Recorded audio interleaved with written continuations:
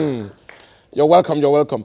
You're a member of the SDP, and we know what is happening in the SDP. So are you team Jerry Ghana or are you team Donald Duke?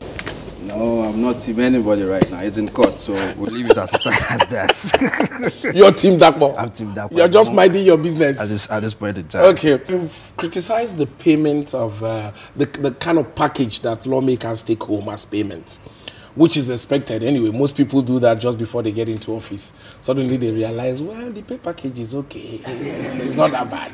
All right. In view of the wage tug of war, the minimum wage tug of war, what do you think is payment package that is good for workers? If you were to suggest.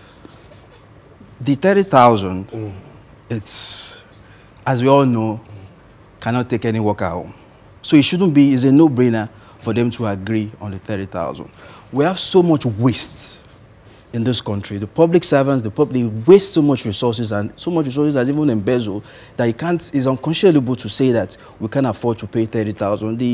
The argument that if you increase it, there's going to be inflation is untenable.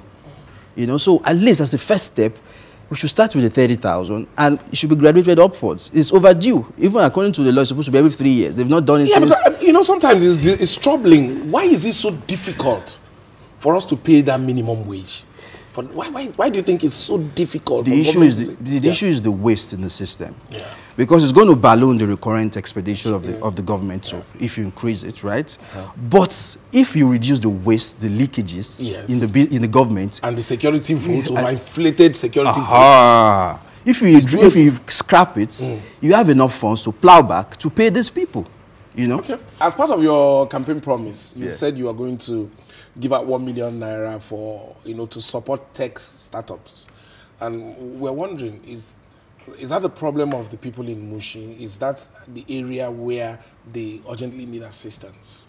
Okay. Because it looks like the one thing that you're really hammering on. Okay, let me just give you the background why I made. It's a part of amongst others. Okay. The major issue there is youth unemployment. Yeah. It's not peculiar to Mushi. It's a national issue right now. And the issue now is that we're not even preparing these youths for jobs of the future. So what I've said to the people that have been consulted is this.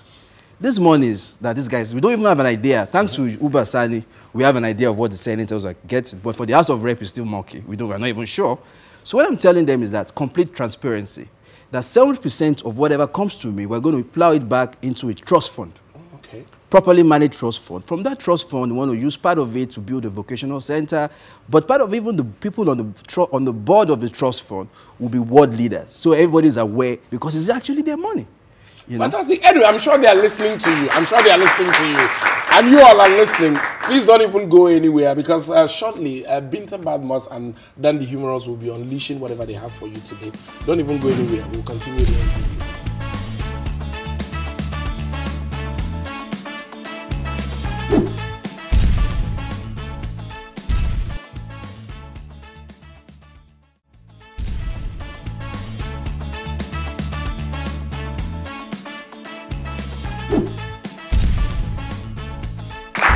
Our correspondents, Binta Badmus and Dan the Humorous, are standing by to do their thing. But first, we must complete our conversation with Dapo. Okay, the Chief Justice of Nigeria, CJN, Onoge, is facing corruption. Declaration of declaration of assets. We don't even know what name to call it. The whole thing is confusing. So, do you think it's a plus for the war against corruption, or considering the timing, is too political? Can it be called political witch hunt, or is it part of the fight against corruption? My take on this is that there's nobody above the law. If you've found wanting, you should face the music. But the challenge here is this: the speed in which it was taken.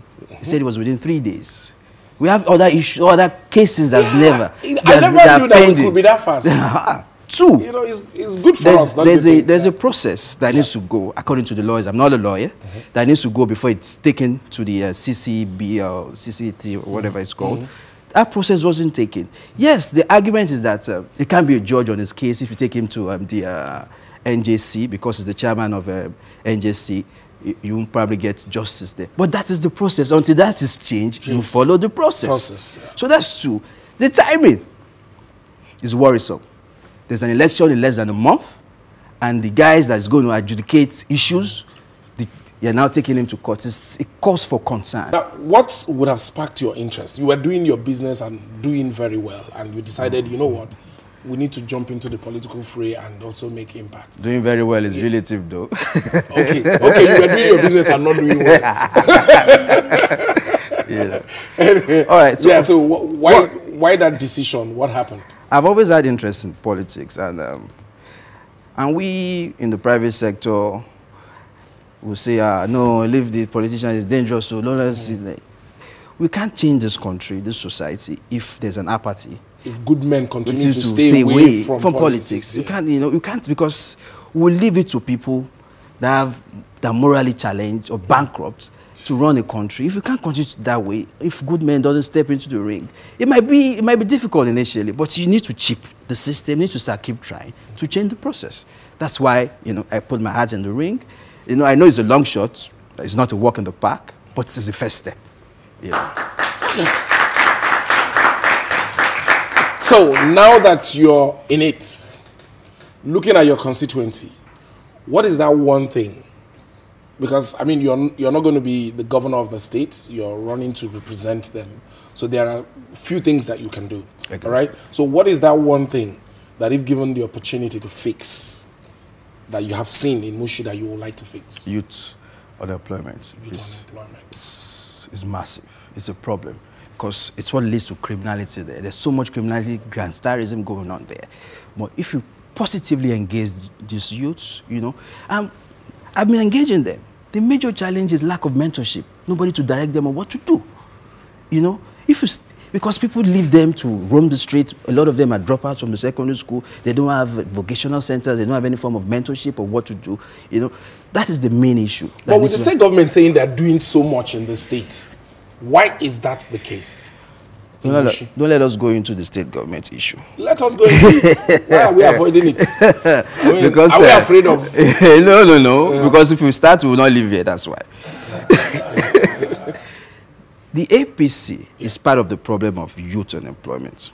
They've empowered their enforcers, who are the Agberos, the motor park guys. Hey, but that is also youth empowerment. Wait now. They've empowered thugs. They empowered thugs. So the youth now see them as mentors. So they don't want to go to school. They see it as a pathway to success when the thugs become billionaires. So they are the major cause of this youth restiveness and unemployment in that area and across the states. Because they've empowered these guys over the last 20 years. And they say, why do I need to go to school now? So suddenly you're educated, but a thug is your mentor. Exactly. Dapo, thank you very much for all this revelation. It's been nice talking to you.